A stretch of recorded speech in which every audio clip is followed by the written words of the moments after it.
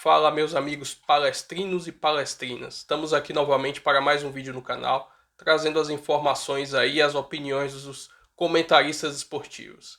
Segue a gente aí no canal, curte o vídeo aí para dar uma forcinha. Vamos lá, vamos seguir o vídeo aí. Valeu. É isso aí, Bertozzi, empate no Allianz Parque. Me parece claramente um empate que ficou melhor para o Corinthians, né? Porque, afinal de contas, um jogador a menos foi buscar um empate jogando mal no primeiro tempo e ainda o Hugo pegou um pênalti no final do jogo. De novo, né? Parece um déjà vu com o ano passado, com um roteiro diferente, né? Ano passado foi o gol do Garro, aquele gol com o jogo praticamente perdido, com expulsão do goleiro e sei lá o quê. E hoje era a questão do pênalti do Estevão, né? E que daria uma vitória que, pelo volume de jogo do Palmeiras, seria merecida. Mas o Corinthians resistiu e teve o seu goleiro como um grande protagonista. O Hugo Souza que vai cada vez mais caindo já tinha caído, desde aquele jogo do Bragantino, já tinha caído nas graças do torcedor. Mas cada vez mais vai se consolidando ali como um ídolo em potencial pelo que ele tem feito pelo Corinthians. Porque acho que sem o seu goleiro hoje, dificilmente o Corinthians teria saído com esse ponto do Allianz Parque, mais um jogo desse campeonato que atrasou em função da chuva, né? Foi meia hora de atraso aí, dá pra ver no gramado as marcas aí da forte chuva cair em São Paulo nesta noite, mas é muito frustrante para o Palmeiras não ter vencido, porque foi o melhor time no primeiro tempo.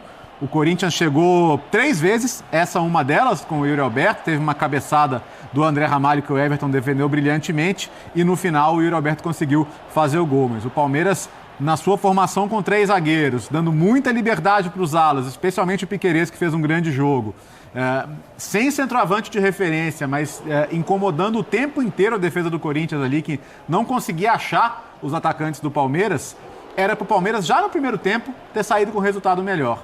Quando fica com um jogador a mais, na minha visão justamente no segundo tempo, aí a pressão pela vitória ficou ainda maior, mas o Corinthians conseguiu resistiu até o final, teve o seu goleiro como protagonista e acho que tem que ser, por todo o contexto, o time mais feliz na noite de hoje. Né? É verdade. O Hugo que tinha pego um pênalti já na segunda-feira, como a gente falou aqui, né? Então ele já garantiu ali 2 pontinhos para o Corinthians, que ia ficar no empate, e hoje garantiu pelo menos aí mais um ponto para o Corinthians também, porque ia sair na derrota. Então o Hugo aí garantindo essa liderança no geral aí do Corinthians na competição. Aí você vê o gol do Yuri Alberto, ele tomou cartão amarelo por causa desse golpe aí na bandeirinha do escanteio. E aí depois ele vai tomar um outro cartão amarelo por simulação. Você que não acompanhou o jogo ter visto uma simulação das mais toscas, o troféu Framboesa de Ouro, né? E ele acabou tomando outro amarelo e expulso, assim, bestamente. Aí, ó, tem um lance aí, a gente tá mostrando, né? Pra gente avaliar daqui a pouquinho também como foi o Yuri Alberto no jogo. Fez o primeiro com a camisa do Corinthians nessa temporada. Vitor Birner, o nosso querido Bertozzi falou sobre a pressão do Palmeiras no segundo tempo. Se alguém tem dúvida se ele se atirou ou não, veja só a reação dele. Exatamente. Seja, exatamente. Foi feio mesmo o negócio. Ô Birner, apesar da pressão no segundo tempo ali do Palmeiras, é uma pressão, em alguns momentos, meio desorganizada. Muita bola levantada na área, né? Tá conversando com os palmeirenses ali na redação, o pessoal falando, tá faltando um repertório aí. Você concorda ou não, Birner? Tudo bem? Tudo bem, William. Boa noite para você, Calçade, Léo. Boa noite ao Pedro, aos fãs e às fãs do esporte. Boa noite. O futebol não é... As coisas não são verdades absolutas. Sim. Então, a gente discutia aqui, por exemplo, no Linha de Passe da segunda-feira, tentando entender o que o Abel faria. E o Abel fez coisas diferentes hoje. Né? O uso dos alas, o de 3 jogadores mais avançados sem o centroavante... enquanto o Corinthians, a gente já sabia, jogou como sempre joga. Os 3 volantes, um meia de criação à frente deles, a dupla de ataque, a de sempre, sem surpresas. E taticamente, o Palmeiras foi melhor que o Corinthians. O Palmeiras teve controle do jogo, pressionou mais, criou mais chances. Mas falta uma coisa. Quando você joga muito pelos lados, você precisa ter em sincronia com os ataques pelos lados, muitos jogadores entrando na área, e muitos jogadores na entrada da área. O que claramente não aconteceu em vários momentos. Ou seja, a ideia do Abel, que funcionou para o controle de jogo, foi incompleta. Óbvio que o Palmeiras poderia ter ganhado assim mesmo, porque criou mais chances, porque perdeu o pênalti. Mas para essa ideia estar completa, o time precisa chegar com mais jogadores vindo de trás na área, o que até se for muito bem executado dificulta para os zagueiros, porque quando o zagueiro está marcando, por exemplo, um centroavante, é óbvio que se o Palmeiras tivesse um grande centroavante, o Palmeiras teria muito mais chance de ganhar hoje. É óbvio que o Palmeiras precisa de um centroavante de alto nível para o elenco, para a temporada ter mais sucesso do que terá ou pelo menos fica mais difícil sem esse centroavante. Mas quando você não tem esse jogador e você entra com jogadores de frente na área, a zaga adversária pode ficar perdida. Você não sabe se é um jogador volante que acompanha, se é o zagueiro que marca. E esse último movimento, claramente o Palmeiras não conseguiu fazer. Se o Abel treinou e apareceu no treino, não sei porque eu não vejo o treino. Se os jogadores não entenderam, não sei. Eu acho que o Abel pediu. Mas o time não fez e eu acho que esse foi um dos aspectos do Palmeiras não ter vencido o jogo de hoje. Muito bem. Pode falar até, Pedro. Eu te dar boa noite. Eu vi que você já emendou aí, já quer falar. Não, é que eu tô concordando com a leitura do Vitor. Boa noite você, Vitor. Calça, Léo, o fã de esporte que a gente em casa. Eu concordo com a leitura do Vitor. Não precisa ser repetitivo no que ele falou desse momento do que faltou. É que eu acho que é um primeiro Palmeiras e Corinthians no ano. A gente vai voltar naquele papo de ontem do Calçade, né? Embora o calendário nos faça querer acreditar que já estamos no 7º mês, a gente ainda está só no primeiro mês, de 8, 9 jogos, mas ainda é o primeiro mês. E eu acho que você tem várias maneiras de observar. Você pode pegar o cara que está um pouco sem paciência com a Abel da temporada passada, vai virar e falar de novo, vai lá, terminou o jogo levantando bola na área. Você pode olhar para o cara que talvez não tenha tanto ranço do Abel e queira observar de um outro jeito, virar e falar, ele testou uma formação mais móvel no fim de semana, hoje mantém a formação móvel, entra com naves, protege, mas faltou assim talvez no segundo tempo. Mas no primeiro tempo, que era essa coisa de arrastar e confundir, eu acho que o Palmeiras confunde muito bem a marcação do Corinthians. Os zagueiros do Corinthians não sabem quem pegam no primeiro tempo. O Maurício e o Estevão se mexem tanto que tem sempre um puxando para o meio e gerando uma superioridade na formação que o Corinthians escolheu. Tem 3 caras do Corinthians ali, às vezes tem 4 do Palmeiras, às vezes tem 5. E o Facundo consegue jogar hora com o Piquerez, do outro lado joga-se ali o Estevão com o Mike. Então, em algum momento do primeiro tempo, isso funcionou. Dinâmicas que foram testadas pela primeira vez na temporada funcionaram. Outras dinâmicas que também foram testadas não funcionaram. Faltou matar no primeiro tempo. Se você no primeiro tempo faz 2-0 contra um adversário que não se encontrava em campo, o papo era outro. Faltou matar. Agora, se o cara quisesse se apegar ao segundo tempo, terminou levantando bola, que é uma certa imagem que fica, eu acho que não é só isso. O Bini explicou, faltou chegar com mais gente, talvez. E aí, o Hugo pega o pênalti do Estevão, a gente poderia estar falando aqui de uma boa vitória do Palmeiras. Tem finalização de fora que o Hugo também se mostra seguro. Então, não foi um jogo ruim. O Hugo foi melhor em campo. De todo ruim do Palmeiras. Mas tem detalhes que você precisa caprichar para vencer um derby, um clássico. E acho que é com o decorrer do trabalho. E a gente está há muito tempo falando que falta peça de ataque no Palmeiras. Sim. Então, acho que tem algumas maneiras de se ler o jogo, mas entendo, é legítimo o torcedor que está querendo camisa 9, o torcedor que está querendo ver um pouco mais no final do jogo, um torcedor que se incomoda com a bola que não entra, com o Estevão, com um time que não decide quando poderia ter feito 2, talvez 3, quem sabe, no primeiro tempo, é legítimo. Só que eu acho que talvez não, também nem tanto ao céu, nem tanto à terra ali. Acho que dá para equilibrar um pouco. Calçado, a gente está analisando aqui, olhando muito o lado do Palmeiras, porque a gente olhando o primeiro tempo, não parecia que ia sair o gol do Corinthians, nada dava indício que ia sair um gol do Corinthians, e de repente o Corinthians vai lá, é o famoso achou o gol. Né? No segundo tempo, tudo levava a crer que ia sair um gol do Palmeiras, o Palmeiras teve chance e tal, o Corinthians com um jogador a menos, o Corinthians também não consegue de alguma forma agredir o Palmeiras, então o Corinthians parecia feliz com o empate e assim foi até o final, até o goleiro Hugo pegar o pênalti. Tem nenhum mérito do Corinthians nesse empate? Segurar esse resultado com o Palmeiras jogando fora de casa? É tudo mais do prisma do Palmeiras? Faltou para o Palmeiras que errou, o Palmeiras que perdeu para ele mesmo? Ou empatou com ele mesmo? Bom, boa noite. Acho que a pergunta é ótima, porque dependendo... Se você olhar para o Palmeiras e aqui a gente vai fazer uma lista de problemas que o Palmeiras tem, vai parecer que sim. Que ele... Se ele fosse diferente, teria ganhado do Corinthians. Diferente, digo, é ter um centroavante. Na hora que você pega a movimentação do Facundo, Torres, do Maurício e do Estevão, você tem um arco assim. Eles não têm a área. Então, o time trabalhando muito fora da área, estando de fora da área também. O que eu vejo, acho que o Abel foi bem dentro do que ele tem para jogar, para explicar o Corinthians, que ele olha, o Corinthians ele sabe como ia jogar. Se o Corinthians ninguém tinha dúvida. O Palmeiras, por característica do Abel, mas por ainda não ter um centroavante, permite ao Abel tentar encontrar fórmulas. E ele fez e tentou fazer isso no Clássico. Tentou se adaptar ao adversário, adaptar o seguinte, adaptar seu time ao estilo de jogo do adversário para tentar diminuir a capacidade do Corinthians. Então ele veio com 3 zagueiros para 2 atacantes, Yuri e Memphis. Colocou o Rios para pegar o Coronado. Falou, bom, aqui eu tenho a criação e os atacantes marcados com 3 zagueiros, libera os laterais tem os jogadores no meio de campo, né? Ele tinha o Rios, aí o Veiga, ele pôde soltar o Veiga, Piquerez do lado esquerdo, Mike do lado direito e 3 atacantes que, sim, carregam a bola. No caso do Estevão é o cara que tenta romper com drible, com marcação. Maurício, um cara de muita velocidade. E para mim ficava claro, assim, até pelo gol, que qual era o objetivo dele? Jogar com velocidade nas costas da defesa do Corinthians, aproveitar o espaço. Tanto que veio o lançamento do Piquerez, uma bola linda, para o Maurício fazer o gol, pegando o Corinthians nessa situação. E não está errado o Corinthians. A defesa estava onde devia estar. O jogo é isso. É exatamente assim. Então o Palmeiras pensou, poxa, vou usar velocidade aqui, vou neutralizar o que o Corinthians tem de melhor. Por quê? Do lado esquerdo, para bater com o Estevão, tinha um Hugo, que não é um lateral ofensivo. Aí começam os problemas do Corinthians. Não é um lateral ofensivo. O estilo do Corinthians jogar hoje precisa de laterais que ocupem as beiradas, porque ele não tem velocidade pelo lado. Não é. O Yuri eventualmente pode ocupar uma jogada pelo lado, o Memphis, mas eles estão centralizados. Então, quem é que faz a beirada? Os laterais. Na esquerda não tem, e o da direita tá assim, calma, que também não é o dia de eu me mandar. O Mateuzinho pensando, eu vou ficar num 6-6 ali. Então o Corinthians perdeu os lados, estava preso pelo Palmeiras, os seus atacantes, e o Memphis e o Coronado. Pô, tava bom pro Palmeiras. Só faltava o quê? A área. E ele consegue fazer o gol. O Corinthians sobrevive, porque parecia até um pouco o clássico do Morumbi.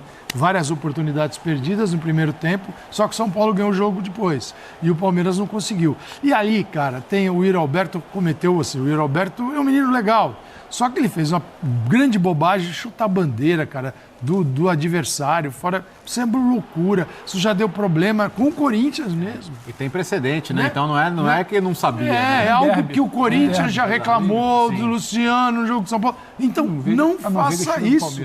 Não faça isso, cara. Ele fez, levou amarelo, justamente. Eu achei o segundo ainda pior, você depois acredita? Depois ele tenta cavar uma falta que, o Klaus viu muito bem na primeira. Nós vamos ter esse lance separado depois, né? Tem. Vou opinar depois sobre isso. E botou ele pra fora, cara. Eu acho que, assim, a expulsão foi justa, aí o Corinthians só restava se defender e ainda o Hugo Souza fez isso aí que a gente tá vendo. Antes de entrar nas individualidades, só para saber as ideias de jogo, o Corinthians joga num 4-3-1-2, tá? Eu pessoalmente não gosto muito dessa ideia de jogo, mas ela funciona muito bem pro Corinthians, então eu não a questiono. Né? Eu lembro quando o Flamengo ganhou a Libertadores num 4-3-1-2, aí pro Gabigol jogar na frente com o Pedro. A gente falava, o time fica com espaço pelos lados, né? E aí pode ser pressionado.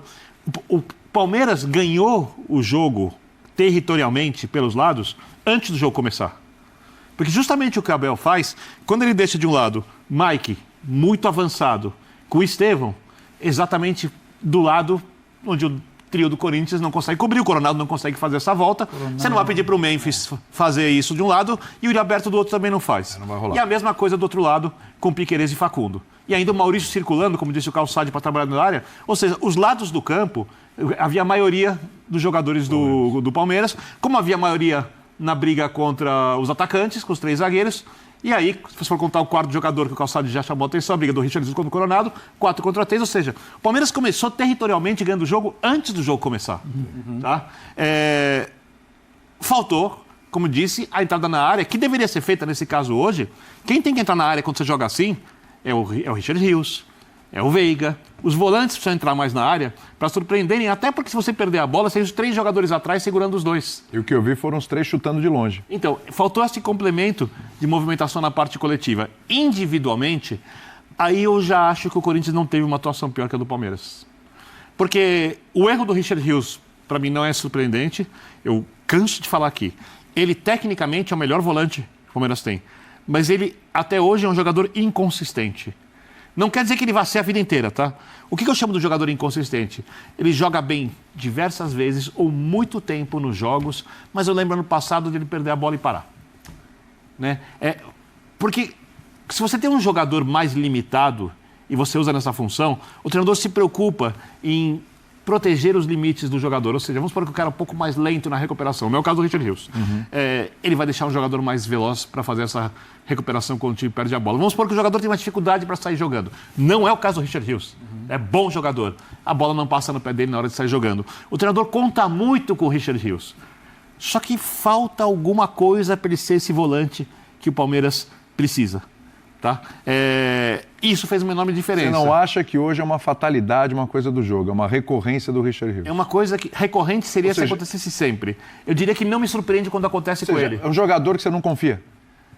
É isso. Apesar de achar o melhor volante do time, e aí você tem que trabalhar para o jogador ter um pouquinho mais de atenção, para ele ter essa recuperação melhor, para às vezes ele simplificar no passe, até os melhores, até o Rodri, o melhor do mundo, pode errar um passe na saída, você não tem nenhum problema. É que com o Richard Rios, esses pequenos equívocos, e não precisam ser exatamente de erros de passe, acontecem mais vezes do que podiam acontecer com um jogador do nível Memphis, dele. Né? Ali foi o Memphis, não foi o Coronado. Ali foi o Memphis, porque o Coronado fisicamente é um Coronado não ia dar bote ninguém. Se não dá certo. E o Memphis, sim. E esse, assim, esse é o problema do Coronado. Né? O Coronado, já na Arábia Saudita, você olhando os jogos dele, o seu confronto físico. Tem um jogo físico, né? O jogo é físico também. E aí já é um jogo que pesa mais para ele. Né? E ali o Memphis toma a bola e passa para o Yuri Alberto, que retarda a finalização até ter um ângulo muito difícil. Assim, foi um belo gol. Belo gol excelente de centroavante que o problema foi o pós-gol, ou depois do gol. Maurício, A bandeira lá. Não se faz isso, gente. Já tem tanta loucura no futebol, não faz Mas vem cá, o Memphis, a gente tem analisado, acho que na segunda você falou sobre os clássicos do Memphis, né? Eu falei que não, que o jogo do Morumbi foi um horror. O ano passado ele chegou a jogar aquele jogo contra o Palmeiras, ele estava... Eu não lembro. O jogo contra o São Paulo ele estava fora de forma e quando ele teve dois jogadores expulsos naquela partida. O Memphis é o cara que dá o bote e assistência para o Yuri Alberto hoje, certo? Sim. Como é que dá pra gente avaliar o Memphis nesse clássico, já que a gente tá querendo ver o Memphis mais produtivo em clássicos? Melhor que no último. Melhor que no último. Melhor? Que no último. O que significa que foi bem ou porque no último? Eu tô com o Vitor. O Vitor falou que não conseguiu jogar. O último tem um outro detalhe. A atuação do São Paulo não deixa nem você lembrar que o Memphis estava em campo. Porque a bola não chega na região do Memphis. Nem que a bola chegou e não sabia o que fazer. E hoje é uma atuação melhor e não necessariamente porque a bola chegou de novo. O Memphis foi lá roubar. O Memphis é o primeiro bote um pouco mais consistente, assim, ainda que eu concorde muito, tem uma certa displicência. Eu não sei se é um excesso de confiança. O Richard Rios com a bola no pé, ele é um cara que vem de futsal. Ele tem muita qualidade. Sim, também acho. E acho que ele confia demais nesse controle da bola dele. E muitas vezes não é só... É porque fica mais, ele salta aos olhos quando perde e sai gol. Mas muitas vezes no jogo tem bola que ele tá beirada de campo, que ele tá com aquele... E muitas vezes dá certo, né? Aquele olhar pro campo, aquela coisa meio elegante e não tão consistente para você o termo. Só que aí vai, o Memphis, o primeiro bote... É o seguinte, Muito. você tem que estar de olho na linha e esquecer o resto. Isso. A batida era o pênalti. Isso. E que tá com a visão periférica. Alguém aqui olharia para a linha de invasão Traseira, né? Só e largaria periférica. o pênalti. Quase impossível. Você fica vendo se o jogador bate, se ele não escorrega, se na hora de bater ele não toca duas vezes na bola, que tem jogador que escorrega, bate com um pé e com o outro. Aí ele fica olhando para a linha, ele não vê isso. Então você olha para a batida e para o goleiro. Aqui você pode perder. Pô, legal, o VAR tá lá, ó. Regra, tem que seguir, vale para todo mundo. Que o Bandeira tá vendo a linha do goleiro. Exato. O Bandeira, o outro pode até ficar, se quiser, na invasão. Assim, eu acho que procede. Sim, ele está à frente e é o jogador que chuta a bola, o Tchoca, 47. Então, isso eu não vejo uma loucura na reclamação. Também não vejo. Mas esse lance não explica o jogo do Palmeiras. Coisas bem diferentes. Senão parece que foi um jogo de final de Copa do Mundo e só um pé à frente da linha que estragou tudo. O que estragou foi que o Palmeiras realmente não tinha um atacante. E não é o fato de ser a gente chamar de centroavante, ou não, você pode ter um atacante que ocupe a área. Né? Você olha a movimentação, você vê que os atacantes ficaram fora da área. Sabe que é bom você falar isso com uma ilustração aqui? Pode continuar falando, Calçado, mas só uma ilustração, porque a gente tem o excesso de cruzamentos ali do Palmeiras, mas pode continuar falando enquanto a gente vai ilustrar. Então, talvez até te ajude. São coisas diferentes. Procede a reclamação, mas não explica o jogo do Palmeiras. Tá? O jogo, se o Palmeiras tinha a oportunidade de jogar em casa com um jogador a mais, de vencer o Corinthians, que tinha problemas para marcar, o Estevão, que é espetacular, tanto que gerou um pênalti, na velocidade do Maurício, do Facundo, então o Palmeiras tinha sim condições. Aí o jogo do Veiga é o mesmo de outros tempos? Não. O jogo do Rios foi abaixo, perdeu a bola que não poderia. Ele era o primeiro volante e praticamente o único volante da equipe, pois tinham 3 zagueiros. E ele perde a bola para o centroavante, que é o Memphis, o atacante, numa bobagem. O Corinthians se aproveita muito bem. Então o Palmeiras tem lá seus defeitos e que não podem sumir apenas na análise da invasão. Sim, sim. Coisas diferentes. E o que a gente está vendo aí, esse excesso de cruzamentos, mas foi no segundo tempo. Não, desde o primeiro tempo. Olha quantos jogadores tem na área. Exatamente. Que chega em cima daquilo que você estava falando. Que não chega, o Maurício não chegou, o Veiga não chegou, e aí, não tem o centroavante de referência, enfim. Fala, Bertozzi. Não sei, ele não falou sobre isso, se foi um recado deliberado. Mas o Benedetti entrar para ser o centroavante diz algo sobre a formação do elenco do Palmeiras, sobre o equilíbrio do Palmeiras. Tudo que o Abel faz, a gente já tem algum tempo aí de estrada para analisar. Tudo que o Abel faz, passa recado. E não é que passar recado é algo negativo. Ele está passando recado, ele está querendo virar e falar também, você viu o que aconteceu no derby? Eu tive que colocar um cara assim. Você viu que está todo mundo falando? E eu estou com calçado porque ele se bate muito na tecla, o Abel bate muito na tecla da questão da arbitragem, depois bate muito na tecla da superioridade e de como ele sufoca o Corinthians no primeiro tempo. E depois ele fala, o adversário inclusive teve que mexer porque a gente estava passando por cima, ou falar algo semelhante. E não entra no que tem que entrar. E aí tem um debate dele com o repórter, que não estava em Campinas, então queria colocar, e aí no final o repórter diz que não queria estar ali só para indagar, não está ali para fazer afirmação ou análise. Aí no final o repórter deixa escapar uma análise, o Abel aproveita para virar e falar a sua opinião. E aí já dá uma resposta de 2 palavras, então não entra no assunto. Então o que lhe é desconfortável, que o Calçade fala, por onde passa o resultado do jogo, ele não entrou. Exato. E a gente conhece o Abel, conhece o Abel para entender que é deliberado não entrar na Calçada. Eu só concordo com ele que vendo as partidas do Palmeiras que eu assisti nesse ano, essa para mim foi a melhor. E a gente fala que o primeiro tempo foi bom. Só que não foi só isso. Eu acho que ele tem um caminho ali bem melhor interessante. Pelo nível do adversário? Pelo nível do adversário, pelo domínio de jogo. É que faltou a última etapa essencial, que é ter mais jogadores na área para aproveitar isso. Ou um pouco de sorte. Que explica a bola na trave. Bola na trave são 2 coisas que levam a bola a bater na trave. Uma, limite entre a sorte e o azar. Outra, a finalização não foi totalmente precisa. Ela foi quase precisa. E aí é do jogo. Futebol é um jogo. Todo jogo tem sorte e azar. Alguns jogos sorte pesa mais, no outro tipo de jogo a sorte pesa menos, o azar também.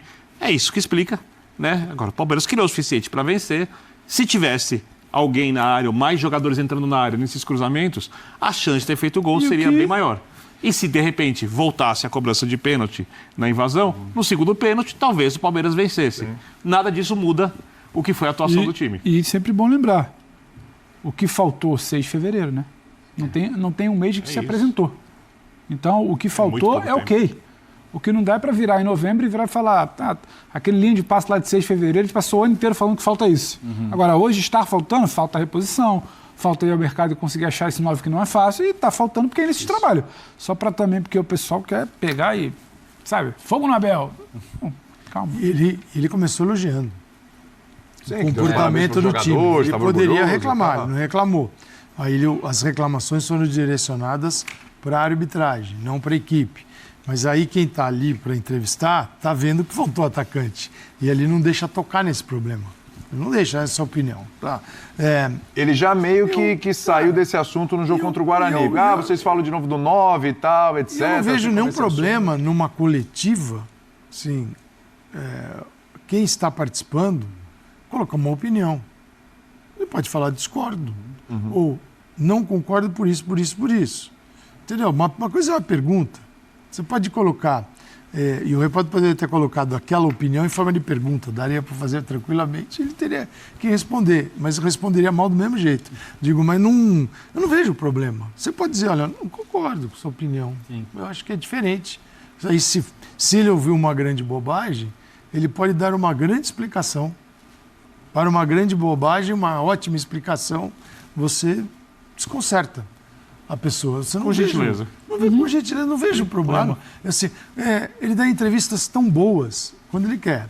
Né? Tem horas que ele está emburrado e é só safanão. Eu prefiro as boas. Nas boas, que são muitas, tem muito conteúdo de futebol legal. Sim. Nessas daqui tem...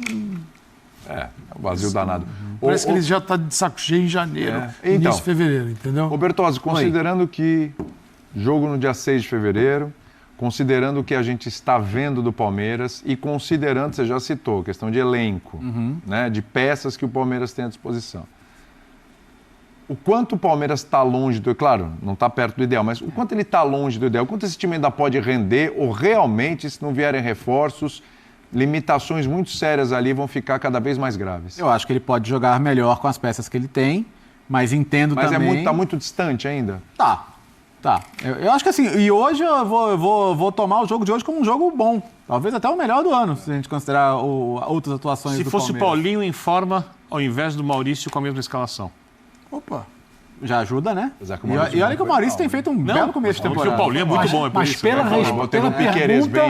pela pergunta e pela resposta que ele não quer dar, a ideia foi essa. E o Paulinho para essa ideia, de fato. Mas eu acho que tem aqui duas questões para a gente pensar. O Palmeiras tem no meio do ano um objetivo importante para ele, que é o Mundial, tá? No segundo semestre, o Palmeiras não vai ter o Estevão. Isso.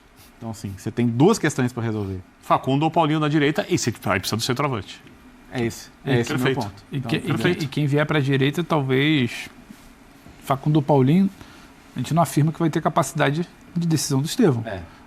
E da margem de evolução que ele teria no segundo semestre. Na verdade, o ideal do Paulinho é ele ser um segundo atacante. Exato. E aí você não vai nem jogar com três avançados, que não é nem exatamente pela direita aberto, né?